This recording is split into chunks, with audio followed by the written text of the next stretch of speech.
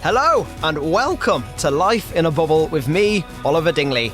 This is the podcast where we get deep and personal with some of Ireland's most talented people. Speaking of talented people, our first guest is a hugely successful radio presenter. Some of his many credits include co-hosting 2FM's massively popular Breakfast Republic show from 2014 until 2019. Nowadays, you can hear him on the airwaves on Saturdays and Sundays on 2FM. I'm looking forward to today's guest. It's the one and only Keith Walsh.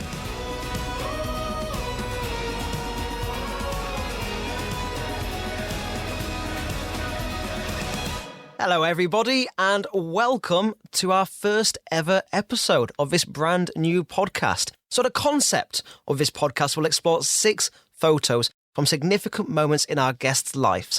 3 will be from our guest directly, while another 3 will be picked by me. These photos could capture happy memories or even difficult times, but we'll get to the bottom of why that moment and the journey behind it means so much. Now, before we start, I want to say a huge thank you to you listeners for tuning in. I hope you, like me, are looking forward to hearing all about Keith's journey and those specific moments that mean so much to him. Now, of course, we aren't going to leave you hanging because we have all the photos from today's episode on our social media pages. You name it, we have them all. Twitter, Instagram, Facebook, and Snapchat, all at Life in a Bubble podcast. So go over there, have a good nosy, and have a look at all the photos that we discuss today. Now, enough of me talking. It's about time we heard from the man himself. Keith, welcome. It's a pleasure to have you on the podcast today. Now, you're an extremely successful radio DJ. You co-hosted the brilliant and very, very popular Breakfast Republic on 2FM for many years. So you've had some fantastic achievements over a brilliant career. But Keith, there's one achievement that I really want to pick your brains about, and that is you were nominated as one of Ireland's most stylish men. Twice, I believe. Twice? Oliver. Yeah, you should have done you're a veteran of you the should have style done world. your research. Yeah. I think they felt sorry for me and put me on the list. I figure you're a stylish man. Like, if I could look like that, then I go for the t-shirt and jeans look, but you make it look so much better than me. That's pretty much what I wear all the time. But I wear a backwards baseball cap, which I think makes me stand out as an older man. Check shirts and backwards baseball caps. That's my look. Well, it works. two times as well. I didn't know it was 2 times. 2 times, yeah. But so, for this show, we are going to go through several photos and you're going to talk about those photos and why those photos mean a lot to you. So we will start with photo number 1. Okay, so the first photo I brought along is of me and my wife, Suzanne, on our wedding day. I don't know what the background is. Myself and my wife, we've known each other for a long time. We actually met in school. I arrived to a town called Newbridge, having lived in Athlone in the Midlands it was after transition year, 5th year. And I had to go over to the girls' school. This is a terrible, terrible thing that happened to me. I was told on arrival into the boys' school, the patricians, that they didn't do art. So I would have to 3 times a week go over to the girls' school to do my art, which I was devastated. I'm sure. And so when I arrived into one of my art classes, I spotted this young lady, and that was Suzanne. And we got to know each other in school, and we ended up getting married. Met each other probably 15, 16 and got married. I think we're about 29 in that photograph. So, and we're still... Imagine if I was about to say, we're divorced now, but I just want to say, please, Suzanne, take me back. But, thankfully, we're still together and we've 2 kids, and we still live in Newbridge. So, very nice. I feel like I arrived in Newbridge and she targeted me as a blow-in, and just to sort of, mix up the gene pool. She was probably sent by the people of Newbridge to marry me and have children with me. So I have a feeling they worked a treat either way. That's what happened. Look, I'm happy. The people of Newbridge are happy. She seems mostly happy. As long as everyone's happy. That's the main thing. Yeah, that's the main thing. And you were very creative growing up then with art and writing. And you got into your writing for radio, documentaries. Art was my first sort of, I suppose, creative outlet as a young man. I always thought I'd go on to I actually applied to art college. I had portfolio, did quite well in art in the Leaving Cert, and that was kind of my thing. I had a portfolio. So I did 1 year of a portfolio course after college, and then I wanted to go to National College of Art and Design. I didn't get it. So they advised me to go to a better portfolio course in Ballyfermot to do my portfolio again for a year and then try again. So I was about to do that. Meanwhile, the school I was in doing the portfolio course, there was a guy who approached me and said, look, we have a drama course here. It's possibly three. It was going to become a 3-year course, diploma, possibly a degree in drama, and we think you'd be really good. Would you be interested? And I had in school done musicals and shows, and I had been on the stage a good bit. So I said, yeah, well, maybe I'll try that. So I ended up in drama, and part of the drama course was obviously performance, but also there was script writing, there was directing, there was a bit of video production. So I kind of moved more into that side of things, the performing and the writing, and the directing and the production of material and all that kind of stuff in college. So the radio, how did the radio come about then? Well, that's a kind of it's like anything in life. I studied the drama, and I suppose I was an actor. I came out of college as an actor. I started doing auditions. I did 3 auditions. I didn't get the parts, so I stopped. Okay. Because I was like, well, obviously nobody wants to give me a gig. Little did I realise that actors literally go on maybe 3 auditions a day. Yeah, rejected all the time. Rejected all the time, and that's a big part of it. I don't think I was able for the rejection. So I stopped. I was living in Dublin, and I was with my wife, and we just kind of lived in Dublin. We were working. I was a little bit kind of lost. Didn't really know what I wanted to do, and I'm just trying to think of the order of this, how it happened. We decided actually just to leave Dublin, went to London. And the plan was to go to London for a year, save enough money to go travelling. So between the two of us, we lived in London, worked in hotels, restaurants, saved the money and headed off to Australia via Asia, went to Australia, New Zealand, Mexico on the way back, America, and kind of, travelled for a year and then came back. Ended up living with a friend of mine he had studied in Maynooth, but he ended up doing, I think it was a master's in film. So we were living in the same apartment, and we started chatting about trying to write some scripts for comedy scripts. That's what we were into. There was shows on the television like The Fast Show, Harry Enfield and Friends, all that kind of stuff. And we were kind of watching that stuff and trying to come up with our own Irish versions of these comedy characters. And he was working on a TV show at the time, doing some work experience, and he was out filming in this community radio station called Near FM, and he came back home that day and said, look, I saw this sign on the notice board when I was filming, and I said, there's a radio course, do you want to do it? So we went off took 2 buses every Thursday to do this course, an hour-long course in radio in Coolock. Near FM was the name of the radio station, and we did 6 weeks. At the end of 6 weeks, you had to produce a tape of an hour of radio, and we submitted that, and they gave us an hour. So we did a year and a half of doing radio on community radio stations. So it was just like comedy characters. Like we had like a guy called Tony Divley, who was a local councillor who wanted to fill in the canal so they'd have more space for cars in the city. And so it's that kind of stuff, it's just stupid stuff. We also had an airline based in Finglas called Air Finglas, run by 4 people from Finglas, and one of the characters was called Elvis. And it was just ridiculous comedy characters, and we scripted them up, and we performed them live on the radio every week. Yeah. So impressions. How are your impressions? Yeah, it wasn't so much impressions, but I just put on a Dublin accent. You know what I mean? And he'd talk like that. Nah, that would be it, and that would be me. That would be me Finglas lad. And then you might just put on a woman's voice like that. So that was kind of literally it. It was very basic and not very high tech. And I don't think we would have won any comedy awards. We used that hour and we made up tapes. And I have to say, it was my friend Joe who kind of did a lot of the legwork. He was very driven. He was kind of sending out tapes to radio stations on a sort of regular basis, and then arranging meetings. And this new radio station called Spin was setting up, still going. Spin. So you had a talent. I was a talent. I was the creator. I was like, you need to write down what I'm saying here, and you need to record everything I'm saying, because I am the talent. And he was very good. He was very well organized, and I definitely am not. So a new radio station called Spin was setting up, and this guy called Liam Thompson came across our stuff and said, look, do you want to do what you're doing on Near FM, but get paid for it and do it every Saturday on Spin? And that was how we got into commercial radio, and that was our first paid job. That's fantastic. And that leads me on to my first photo. So I'll get you to describe what's in that photo And just, I want to hear the backstory and everything that led up to that photo. Well, this is a picture of myself and Bernard and Jennifer in the studio, the Larry Gogan suite, actually. It's named after the legend that is Larry Gogan. And I think this is probably, and I'm in the photograph as well, this is probably maybe 3 years into us doing Breakfast Republic, which we did for 5 years together. And I can say we all look very happy. This is before we all fell out and hated each other forever. So I can't remember what it was for, some sort of publicity photograph. But I think that might have been 3 years in. And so we did Breakfast Republic together for 5 years. I had worked with Bernard, you see, after I worked on Spin for 5 years with Joe, and then I left Spin. Joe went off to work with News Talk. I went to help set up a new radio station called iRadio.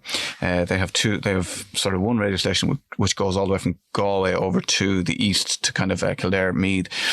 And I was sort of taken on to work with iRadio, to help set up iRadio, and I was the program director of one part of it. There was iRadio West, iRadio East, and then they became one.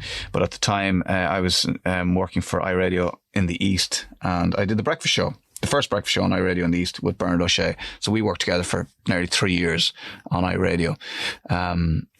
And when our old boss from iRadio got the job as head of 2FM, he wanted to put a breakfast show together. So he thought, we'll get Bernard and Keith back on, and we'll throw in Jennifer, who had been on the Republic of Telly with Bernard, and she was kind of a rising star on the television. And he obviously thought these three might work together.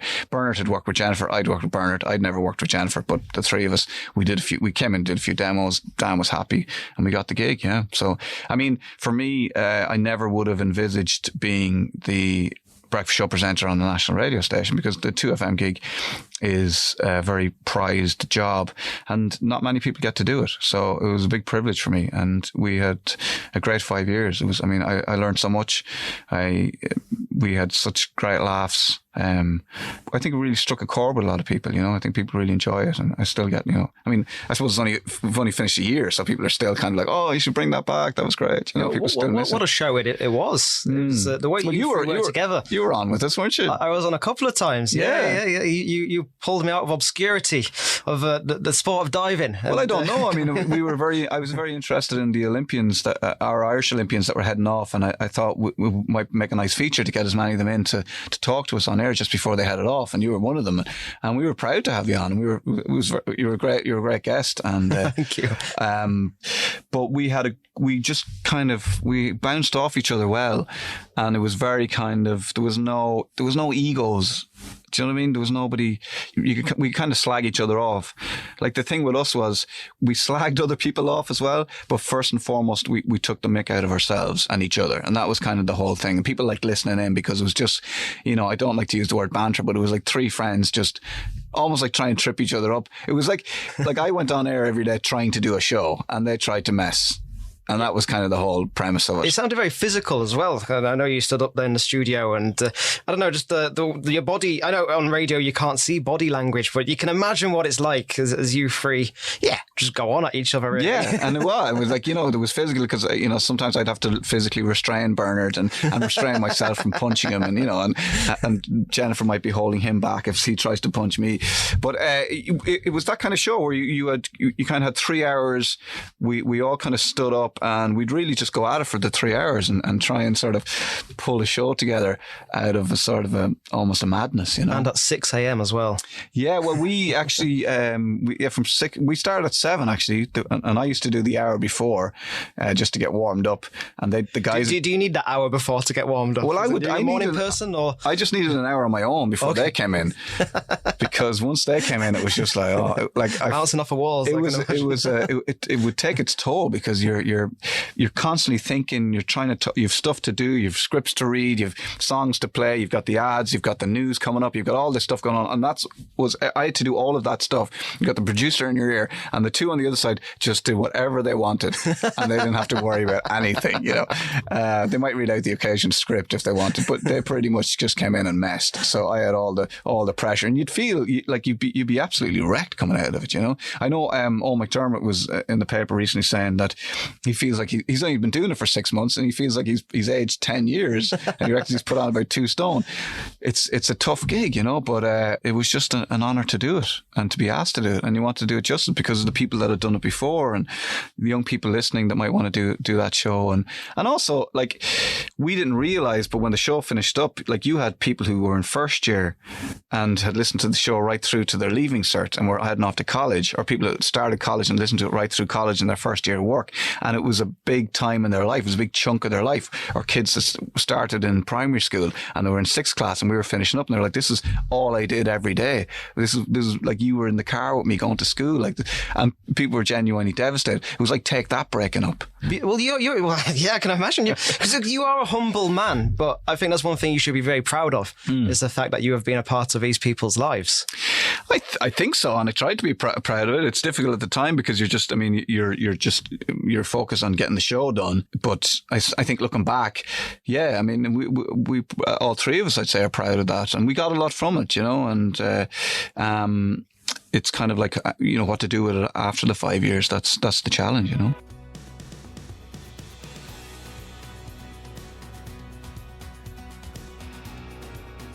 So, Keith, it's time for your second photo now. Okay, well, I'm going to go for this picture here. This is a photo of myself and my cousin, John. And we've just finished the Dublin Marathon, and that was 2016. So, I just picked that because, I don't know, it was one of those, running a marathon was never really something. I always said marathon running was it wasn't for me, it seemed ridiculous to try and run for 26 miles. Why would you bother, And I suppose it's kind of, that's the type of thing you say when you feel like you wouldn't be able to do it. And I was approached by a company and they said, look, do you want to, they wanted to do this kind of, they had this idea to encourage people to run the marathon. So it was kind of like, the Couch to 5K was a thing at the time. Yeah. And they were saying, we want to find somebody who isn't a runner and doesn't really run, to go from couch to marathon in the space of 6 months. And they identified you. Well, I obviously looked like a likely candidate. They kind of put the feelers out and they were like, we need to find somebody who might be interested in doing it, and someone who isn't actually a runner and doesn't. And at that point, I wouldn't really run 5K. I wouldn't go out and I wouldn't be a jogger. I would have done a lot of work in the gym and stuff, but running wasn't my thing. So I kind of said, yeah, look, I'm mostly, as a person, if people ask me to do something, I'll say yes, because you never know. And the marathon seemed like something that would be a challenge for me because I really didn't want to do it. And this is my cousin John. So he lives in London. He works in the city in London, and we're kind of like brothers. So we grew up together. We both kind of grew up in Kildare. He lived in Naas, I lived in Newbridge, and we just hung out all the time together until college and stuff. And he went to live in London, and I live in Ireland, obviously. So we don't see a huge amount of each other. We keep in touch a lot. And I just thought that'd be a great thing. He can train in England. I'll train in Ireland. We'll get together. And we sort of had a time in mind that we'd both run at. And we ran the entire thing side by side. At one point, I'd say around 10 kilometers to go, maybe 7 kilometers to go, I kind of pulled up and I thought, I'm not going to be able to finish this. And he had kind of gone on ahead but didn't notice. Now, he was trying to run in under 4 hours, so like he kind of had the time in his head. But once he looked around and saw that I'd stopped, he came back. Oh, what a man. And he got me going again, and he ran with me. We ran side by side, we ran across the finish line, and we finished it together. We were outside the 4 hours, so we did 4 hours, 10 minutes. Because of me, I held him up. And I just, I'm very grateful to him for doing that. You did it together, and I mean, first of all, you're not laying down in that photo. It's pretty impressive to be able to stand up after a marathon. Yeah. My legs were pretty sore. I didn't have too much chafing. I used plenty of Vaseline, so I didn't have any long-lasting injuries because of it. But my legs are fairly aching at that point. So we got through it unscathed. Like, I mean, at that point when I pulled up, that's kind of the wall, And I obviously hadn't taken on enough jellies to feed my body with sugar. And as you can see, we're kissing there in the photograph. So it's beautiful.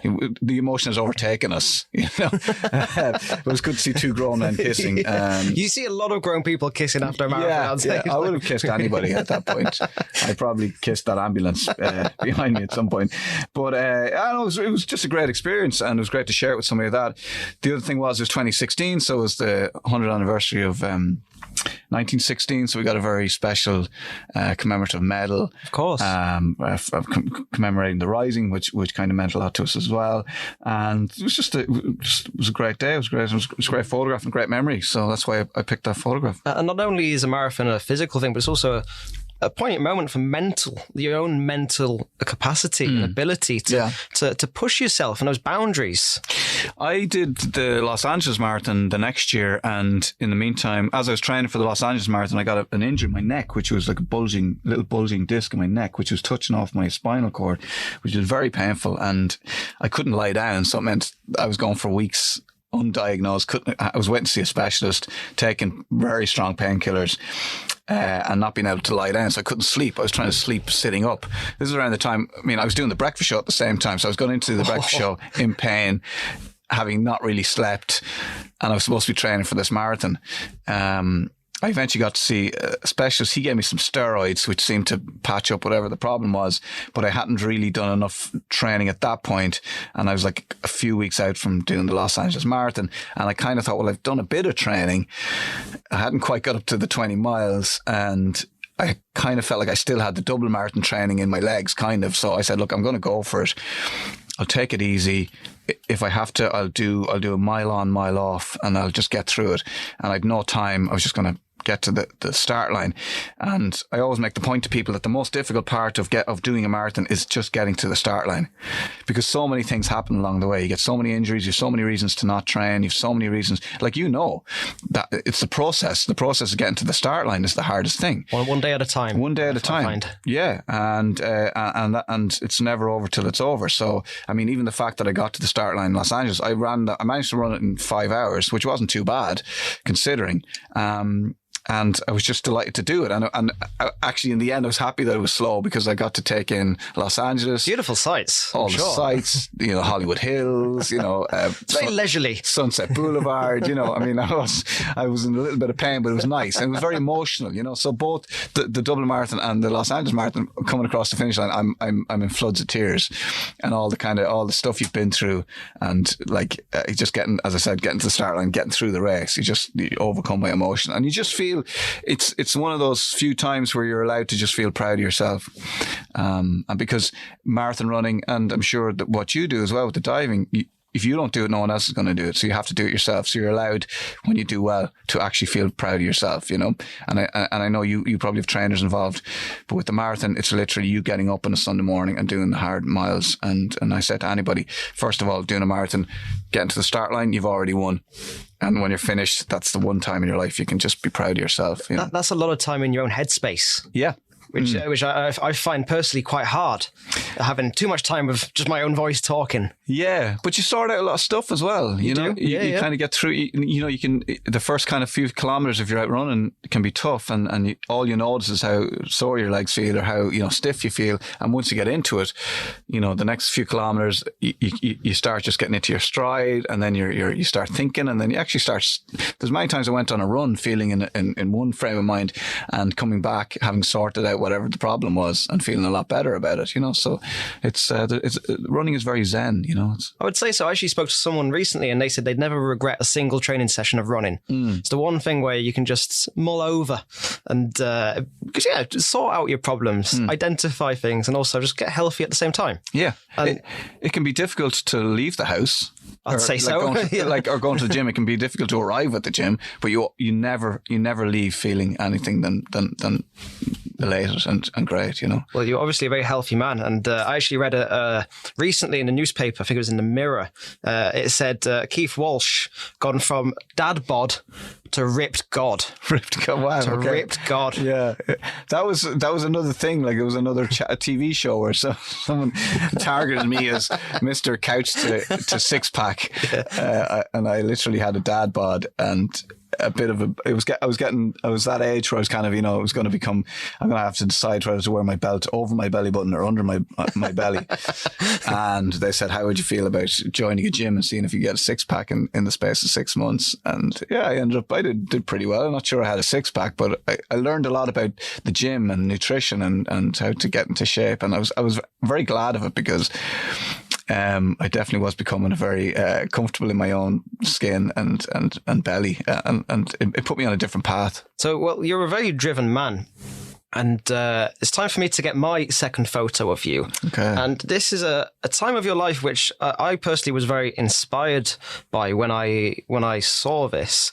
And I have a screenshot here. It's actually of an Instagram video, which I will let you explain this to everyone. Okay, yeah. So this is me in my, I call it the office at home. And I did an Instagram live where I spoke about therapy. And the reason, so to explain how it came about, I'd started seeing a therapist when the breakfast show finished up, because I had some time on my hands, and I was like, I've done the running, I've done the gym, I've done I've been voted twice as Ireland's most stylish man. I've looked after everything on the outside. Okay, so my physical appearance, everything, and I'd never at any stage of my life looked at my head and trying to see what's going on there. And I'd always kind of felt, as I explained in the video, a little bit outside of what's going on, a little bit removed. Like I tried to explain that sometimes my family were together and they'd be all like kind of having a great time, having a laugh. I'd feel like I don't really feel part of this. It'd been a long time since I had a proper belly laugh, like really enjoyed something, like looked forward to something. And I wasn't feeling terribly low, but I wasn't feeling terribly high. I was existing in this sort of space where Irishmen would say, if you ask them how they are, they'd say they're grand, and I didn't want to be grand anymore. So I started going to see this therapist, and part of my therapy, he said, you need to start, he said vulnerability is a huge part of learning how to feel emotion again, so all the different emotions, the happy and the sad and all that. And he would describe it as blocked. So he said a big part of it is your vulnerability. So I thought, well, how could you be more vulnerable than to explain to people that you're going to therapy and to share the fact that you're going to therapy and how much you've benefited from it, and to be just completely honest about why you went to therapy. That's quite vulnerable, isn't it? So I kind of danced around doing this video on Instagram just to do it as part of my own therapy. And my sister had asked me to come into her place of work to give a talk because they were doing Mental Health Week and they were doing this series of talks. And they wanted people to come in and talk about their mental health or just anything. And it was around that time. It was a Monday. I was due to go in and talk on the Tuesday. I was sitting at home in the office and I was trying to write this thing that I was going to, and I said, look, I can't. I'm not very good at sitting down and writing speeches. So I said, what I'll do is I'll verbalize it. So I just picked up my phone, stuck it on Instagram Live, and I just explained to anybody that was watching about going to therapy and why I would recommend it. And it seemed to just, it struck a nerve with a lot of people. I got a lot of people get in touch with me and say they were there's one of the comments here on the screenshots, fair play to you making it a bit easier for people to open up. And that was kind of the idea, was that maybe people might see an Irish man like me and I'm vulnerable and I'm saying, well, I need therapy and I don't mind saying it and these are the reasons I need it. And they might kind of go, okay, right, if it's okay for Keith, then maybe I should go and see a therapist. Well, it's one thing articulating it, but I think with mental health, which you articulated it so well, but trying to describe something that you don't know why you have it either is a hard thing to describe when you don't know what it is. Yeah. When you're stuck in a rut and you're crying and you don't know why you're crying, you don't know how to communicate to that people. So I found that video just a great stepping stone of how you managed to get there and to talk to people, because I know it's not easy when you have these emotions that you don't quite know why you have them. Yeah, you don't know how you feel. You don't know why you're feeling how you're feeling, and I suppose, like the guy I go to see, he ended up. I mean, anybody that got in touch with me, I just said, look, if you're feeling like this, get in touch. I don't mind. We can talk, you know. And I had some free time, you know, and I got so many people get in touch with me. I passed any of them that wanted to onto my therapist, and he ended up getting something like 20 patients out of it, right? Which, for 20 Irish men, that's 20 men. So that's 20 families that's going to make a difference to, because they're going to go home, they're going to be happier, they're going to be more engaged, they're going to feel more engaged with life, they're going to be better. I feel better. I mean, I would have said I was a good dad, I would have said I was a good husband, but I wanted to be better, you know, and I feel like that was going to happen for those 20 men. So you feel like you've changed people's lives without trying. I'm not trying to big up myself, but that's kind of literally what happened. And I remember one young guy getting in touch with me and said, Keith, I'm about to get married. And I had this, he didn't get into details. I've had this trauma that happened in my life that I've never told my fiance about, and we're about to get married. And she's often said to me, what's wrong with you? Like, you know, she knows there's something, and I can't tell her what's wrong. And I'm like, if I get married to her, I'm going to ruin her life, because I'm going to stay the same. I'm going to be blocked. She's going to feel like it's something she's done, and it's not. I put him onto the therapist. He's gone to therapy, and it literally probably changed their married life, because he was able to say, I need to deal with this. And in fairness to him, some people are so, he wasn't in such a, he was able to recognize that this is going to be a problem, and he's able to deal with it. And that's the people I'm talking to, because as I said in the video, I never had that experience of not being able to get out of bed due to that dark depression, which some people suffer from. So I've never had it that bad, but there's a group of people out there that it might not be that bad, but it's still affecting their life. And even just to say, like the Americans would say, like, if you ever listen to the podcasts, you know, if you listen to, I like to listen to Conan O'Brien, he's like, oh, my therapist. And they all go to therapy in America. They all go to therapy, and they talk about it. And it's like going to the gym. It's like it's so open and honest, and it's not a bad thing. And even the way we're kind of talking about it now, you can end up being, you know, sort of like, oh, you know, tilt the head, and people say, oh God, poor old Keith, he has mental health. Well, we all have mental health. So just go and try and get it fixed like you would your car or your body, or you go to the doctor for your checkups. Go and get your head checked. You know, why not?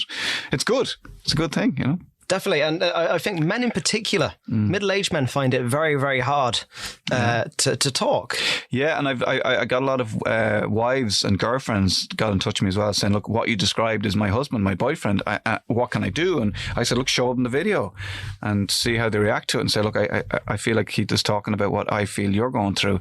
And for a lot of them, it worked, and the guys agreed to go to therapy. So it's just about having the conversation, getting it out there, make people think about it, make people think about their own situation.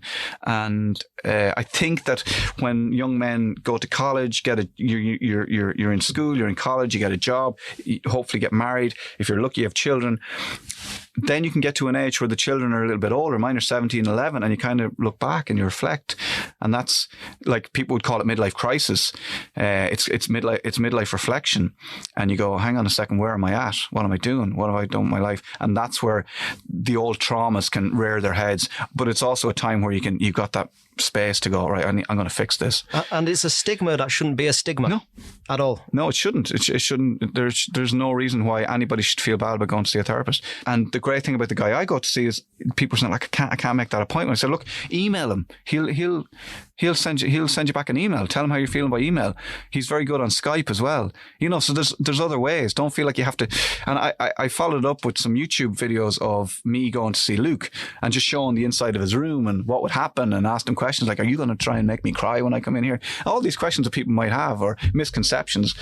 And it's just about trying to make it just a normal part of life, so people that need it can just go without feeling bad about it, and they can turn around to their wife and go, look, I'm going to see a therapist next week on Wednesday at 2:00, so I won't be around to collect the kids, and make it that normal, you know.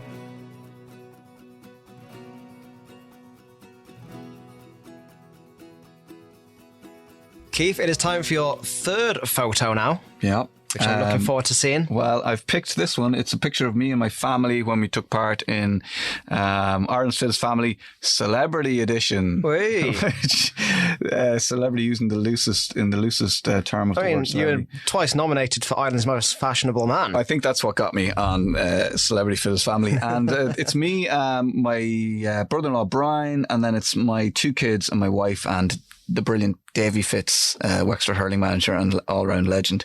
And I just love this photograph because, I started with my picture of myself and my wife when we got married, and we'd actually had our daughter Anna. She was at the wedding. She was 2 at that point.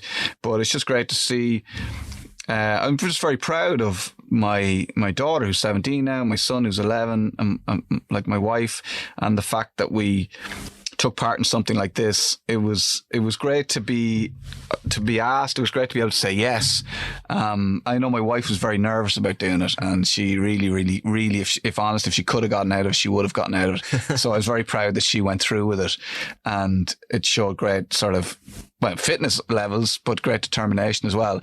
Particularly because I knew how much she didn't want to do it. So that was great. And my daughter Anna, who was up for it right from the word go, she was like, yeah, we're doing it. She was delighted, loved it. And she was superb. And she's actually heading off next week to Kenya to work in an orphanage, which she's done. She did it last year. She's done it this year. There's a group of them from the Naas Newbridge area. And there's an orphanage over in Kenya run by an Irish guy.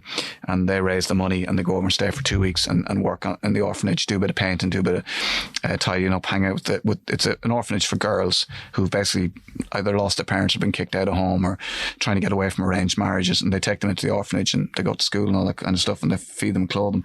So she's doing that. I'm just very proud of her and my 11-year-old son, who's a bit of a maniac.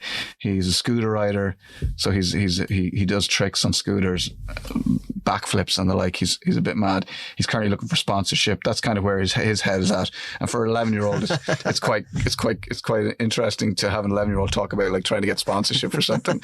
You know all about it, I'm sure. But also, there's lots of stuff involved because he films his own stunts and he makes his little YouTube videos, and he'd be addressing the camera, talking to his followers, and he's trying to get his Instagram followers up and all that kind of stuff.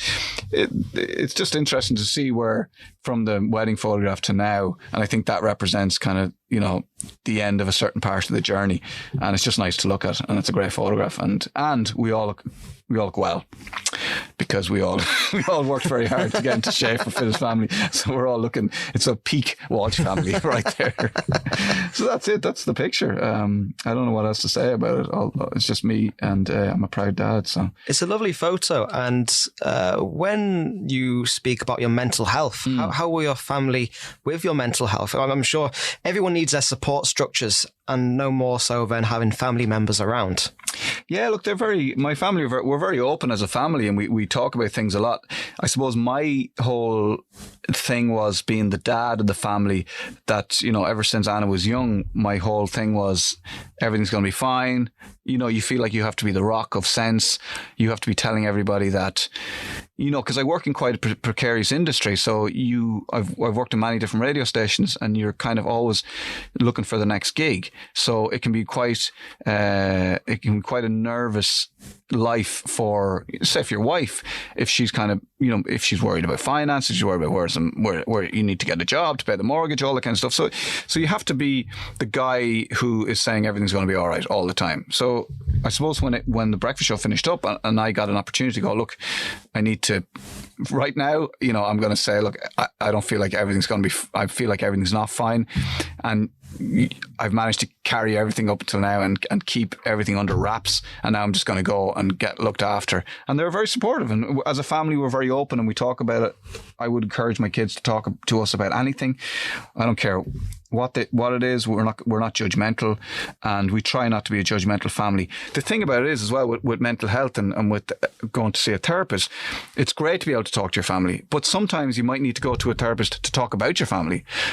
Sometimes your family might have their own issues and they might not have the space or the headspace or the wherewithal or the expertise to help you to deal with what you need that a therapist can give you. So my family have always been very supportive, and I still continue to go to therapy, and I always will, I think. And it takes the pressure off them, I suppose. And I'm a better person for it. You know, as I said, you know, you can realize that you need help. It's not necessarily fair either to dump on your family or expect someone else to sort it out. You kind of, if you have, and if you have the wherewithal and the ability, you need to go and figure it out for yourself. And I think that this picture as well, fitness and the outdoors and staying active is a big part of looking after your health as well. You know, your physical health and your mental health are sort of, they go together, you know. Yeah, you clearly have a very great family around you, which is great to see. Well, I just hope they never leave me, and I've threatened them, and I said, if you ever leave me, don't ever leave me. So I'm very clingy. Well, I'm thinking for your son. Yeah. You said he's looking for sponsorship. Yeah. I'm thinking he likes his YouTube filming videos, I'm guessing. So Yeah. I'm thinking 10-meter diving board, scooter, and a ramp. Wow. I think that would be good for the views. I think he would do that. You see, I worry that that's something he would do, you know. It's fairly ballsy.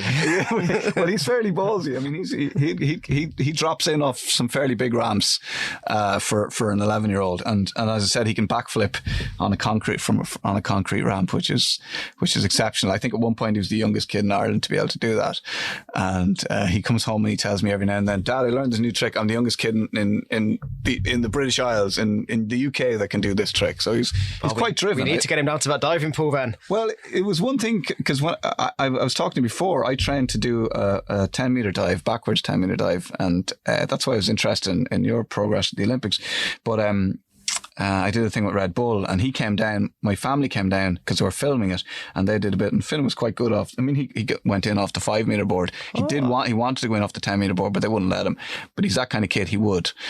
So maybe we'll sneak him up there. Maybe we'll have to bring him into. Maybe we'll give him a few lessons. You know. Oh, definitely, and I'm looking forward to it. And your work in Ireland has taken you also further afield with your work through Troca. Yeah. So my final photo is of you in Malawi, I think. And could you tell us a bit about this? Yes, this is... I went to Malawi with Troca, and they had been giving the people of Malawi some financial help. The reason we went to, and the reason Troca in Malawi, is because Malawi is one of those countries that is suffering the greatest due to climate change. And I suppose it's okay for us in Ireland. We feel like the climate change hasn't really affected us. Like, we kind of get a bit freaked out if the 4 seasons aren't all, you know, the way they should be. And that's rain, and more rain. Yes, that's the worst. That's the worst we've experienced so far. But in places like Malawi, just down the road from where this picture is taken, so it's me with a group of villagers, and they're very happy because Troca have given them money, and what they've set up is a water pump close to the village that everybody can use. So they've bored down far enough to find the fresh water, and they're pumping fresh water. Just over here is the hole they used to get the water out of. I'm just pointing away from off the photograph. So literally there was a hole in the ground over here that I was able to climb down into, and at the bottom of that hole there's a little well of water. Now this is sandy water, okay? So it's not clean water. Up until they got this pump, humans and livestock drank out of and took their fresh water from this hole. It wasn't even fresh water; it's quite salty, the water that they tapped into.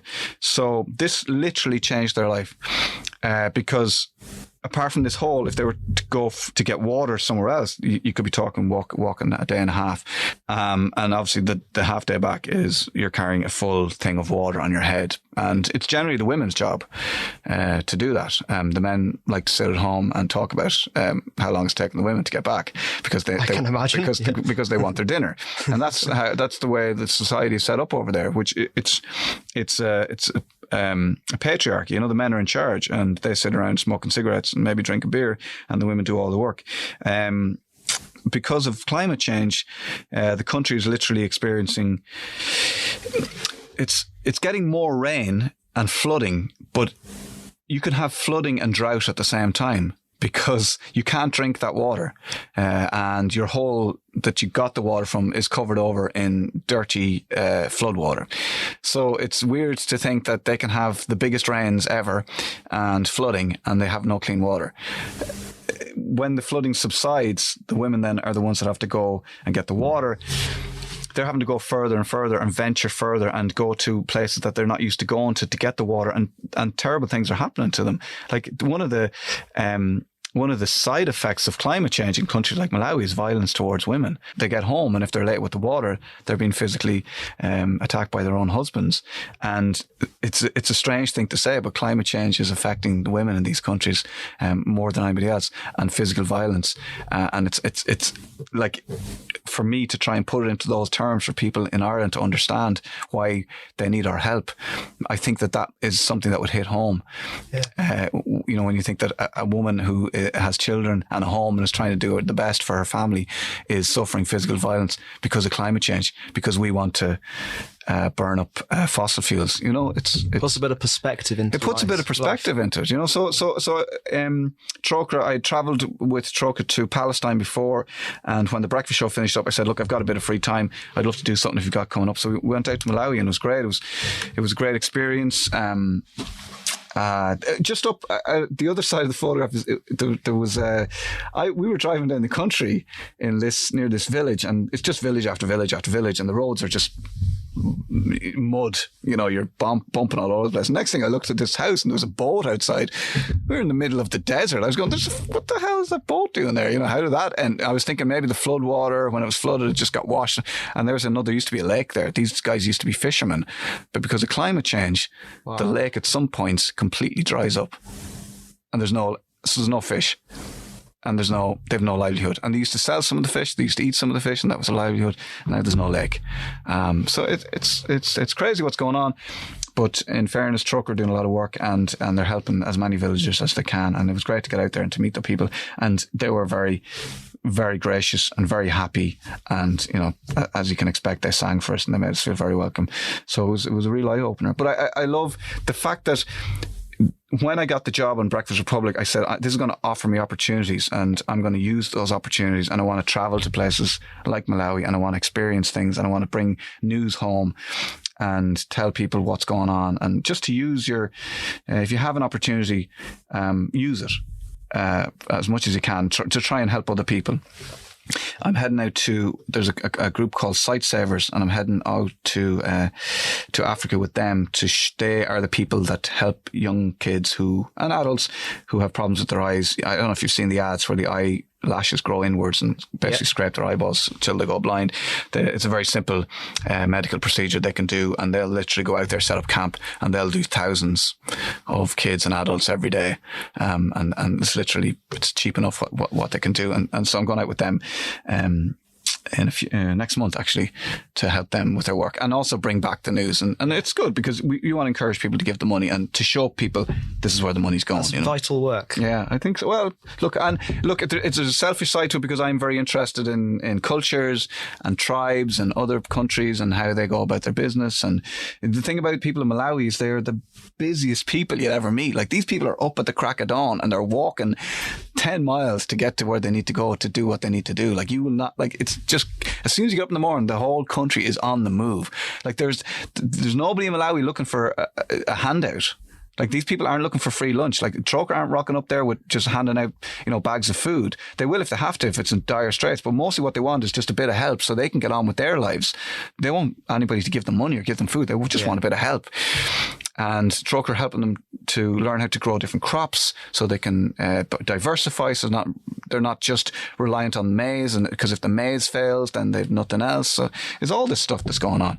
And I guarantee you, people are worrying about these people coming to our country and, the sub-Saharan Africans coming and taking our jobs and, just living off our, so that's not going to happen. It's enough for these people to get to work every day. They're not going to, they're too busy trying to make it work in their own country, I can imagine. And like we said, it puts it into some real perspective. I think so, yeah, hopefully. Definitely. Now, Keith, you've shown us a great insight into mental health and to other fantastic causes, and you've been a real gent and a good laugh. So thank you very much for being on the podcast today. It's been an absolute pleasure. Thanks for having me. I'm going to call you Ollie. You should always call me Ollie. I would have referred to you as Oliver. That's your official title. That is my official title. I feel like we're now friends, so I can call you Ollie. Thanks for having me, Ollie. It's been a pleasure. Thank you very much. So there we have it. We've come to the end of our first... A huge thank you to Keith, and most importantly, thank you to you, the listeners, who have taken the time to tune in. Please get in touch. We'd love to hear from you. You can find us on Instagram, Twitter, Facebook, and Snapchat at Life in a Bubble Podcast. And you can contact us via email at lifeinabubbledublin@gmail.com. So next time we will have Paralympic superstar Ellen Keane sharing her experiences and photos on the podcast. But now, though, Keith touched upon some important topics. For anyone out there finding themselves struggling, there's some fantastic charities, so please reach out to them. And we will attach some links to some charities in the bio as well. So we hope you enjoyed today's episode. All of Keith's photos will of course be on our social media pages, so check them out. For now though, hope you have a fantastic time. Thanks a lot for listening, and goodbye.